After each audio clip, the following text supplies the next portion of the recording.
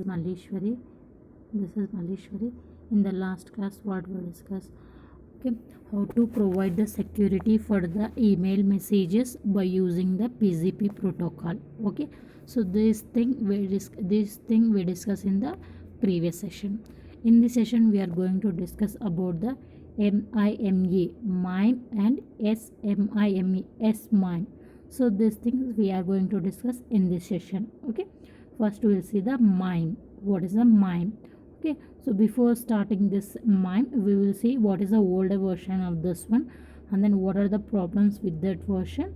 Then we'll come to MIME. Okay, first MIME means multi-purpose internet email extensions. Okay, so this is the abbreviation of MIME. Okay, so before this MIME, there is a RFC 822 protocol is there.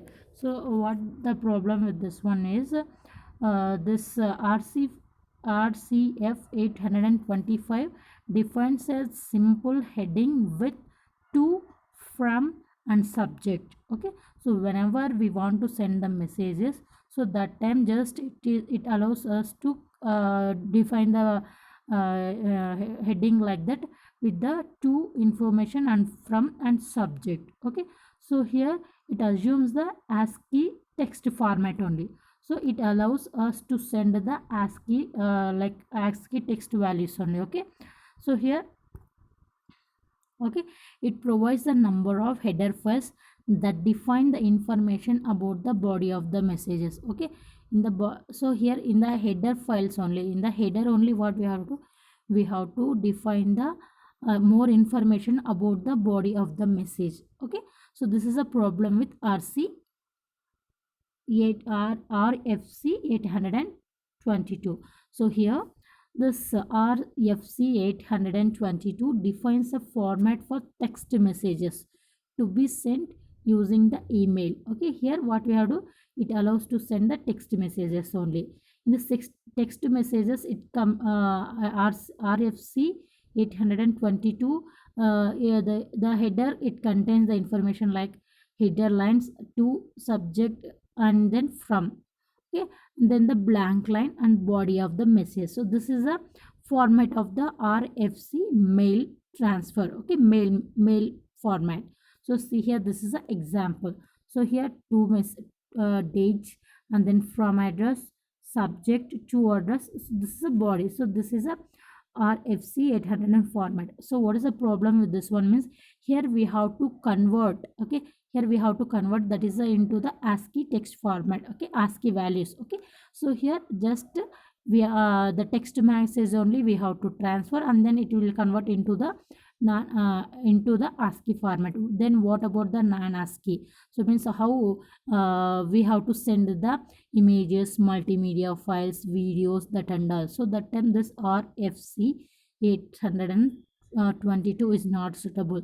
So the MIME come into the picture. Okay, so this one, so this RFC 812 and then other SMTP protocol, what it will do means, it executes the file must be converted into the ASCII. So it must converted into the ASCII. So this is a problem with the RFC. So not only that one, the data text data includes the special characters, and some server problems. It is sometimes it rejecting the messages, and then it delete, add, reorder some characters, and it can truncate wrap lines longer than 76 characters. So these things or problem is the RFC. Okay, now so we are using this MIME. So what is this MIME? Okay, what is this MIME? We'll see. It defines a new message header fields. Okay, it defines the new message header fields. Okay, so what are those header fields? We will see now. Okay, it defines the number of content formats and defines the transfer encoding that protects the content from alternation by the email system. Okay, so these things are done by the MIME. Okay,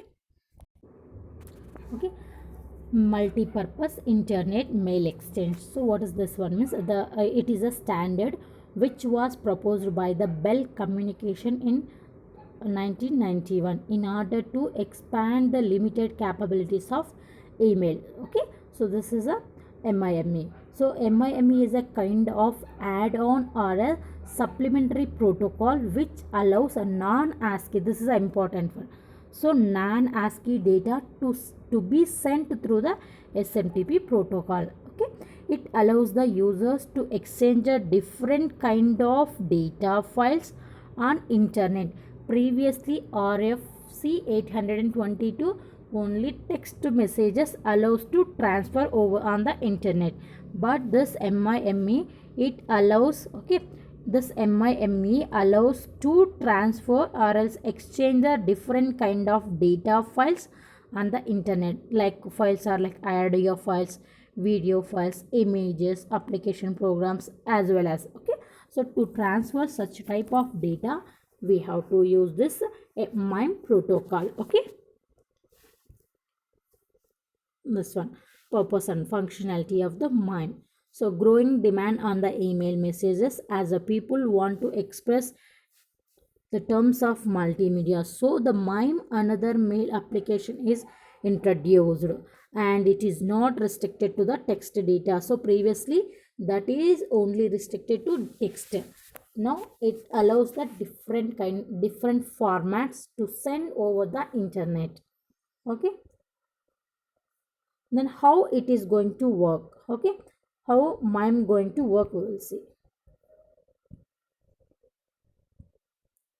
Okay, so here the suppose the user wants to send a message. Okay, suppose the user want to send a message through the user agent, it is in a non-ASCII format. Okay, so now the user want to send a message, so that message in a non-ASCII format. Okay, non-ASCII format. So there is a MIME protocol.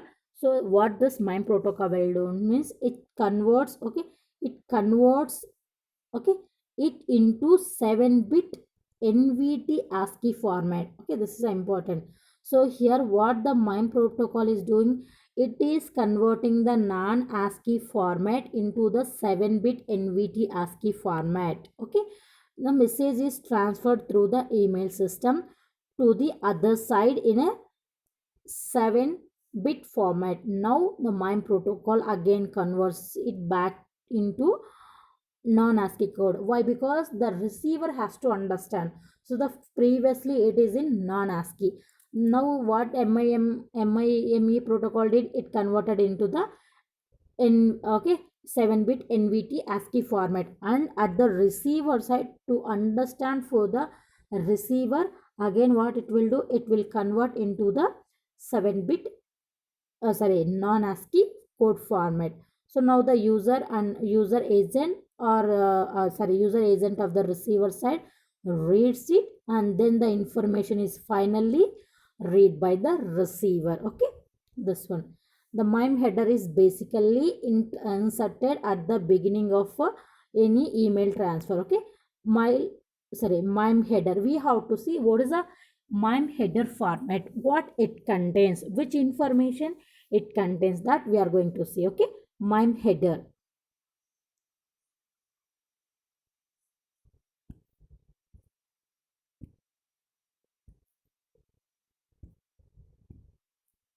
Okay, the MIME header contains the version. Okay, MIME header contains the version, content type, content encoding, and content ID and content description. Okay, okay, these are the information. Okay, these are the information available in the MIME header. So what is the MIME version? So this version defines by the MIME protocol. So it must have a parameter value like 1.0. Now we are using 1.1 version. Okay, which indicates that the message is formatted using MIME. Okay, it indicates the version. What it means, here we are using the MIME 1.1 version. So which version we are using, that can be indicated by using the MIME version in the header file. Okay, so the next one, content type. So content type, so what is the content type means, the content the type of the data used in the body of the message. Okay, like which format we are converting now, so that information, this content type we have to mention. there are different types like the text data, audio or video. Okay, this one. So that is a content type. Which type of data we are sending. Okay, this one. Next, type encoding. So it defines the method used for encoding the message, like 7-bit encoding, 8-bit encoding. Okay, here different formats are there. So here what we have to do, we have to select which format we are doing, which format we are selecting. This 7-bit encoding or 8-bit encoding or this one. Sorry, 7-bit or 8-bit encoding, etc. So that is we have to mention in the content type of the encoding. This is a MIME header format. Okay, thus next, content id. For each message we have to give the unique id. Okay, so that id we have to mention here. It is used for uniquely identifying the message. Okay, next, content description. So it defines the whether the body is actually image or video or audio, means like to tell something about your body. So here what we have to do, we have to put that information in the content description. Okay, this is a header format of the this MIME. Okay, now we'll see the working or like example. Okay, so this one. So MIME. So it is a supplementary protocol that allows the non-ASCII data to be sent through the mail. Okay, through the mail. So here this is working how it will. Suppose here the two persons are there, Aman and the Mohan. So here the Aman wants to send a message. Okay, sorry, Aman want to send a mail. Okay, so the mail either it is audio file, video file. Okay, so that one, Aman wants to send a mail. So here what we are doing, it is sending the user agent. So here what it is doing, so here it is in the non-ASCII code. Okay, non-ASCII code means either it is audio, video, like this. Okay, so here what the MIME will do, the MIME convert this one into the 7-bit NVT ASCII format. Okay, 7-bit NVT ASCII format. Here the mail server is there. Now it will reach to this mail server. Okay, this one.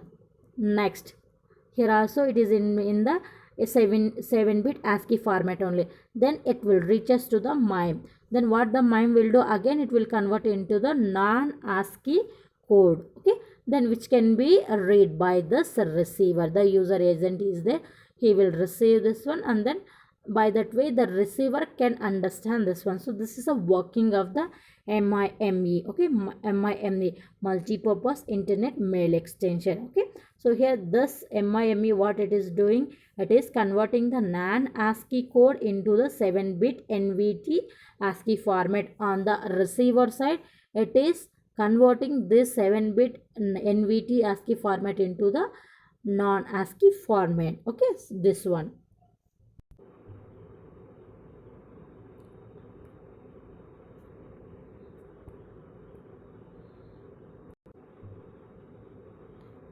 This is a MIME example. Okay, this is a MIME example. Version, content type, okay, content description, and then content id. So this full information is available in this format. So this is a MIME. Okay, so these are the types of the like content types: text, image, video, audio, like which format. Okay, which type it can transfer. Okay, so this is the types of the content types. Okay, so these are the this information available in the MIME format, header file. Okay, now this is over. Now MIME over. Now SMIME, secure multi-purpose internet mail extension. Okay, so what is this one means? It's a security enhancement to the MIME internet email format. Okay, so it's a security. So here by using this one, we are adding the more security for the MIME. So it is based on the technology from the RSA data security. Okay, so this SMIME, this MIME is based on the RSA data security feature. Okay, so what this do means, it provides the ability to sign and encrypt the email messages. Okay, so this SMIME, what it will do means, it provides the ability to sign, okay, to sign and encrypt the email messages. So this is done by using this one, by the secure SMIME. Okay.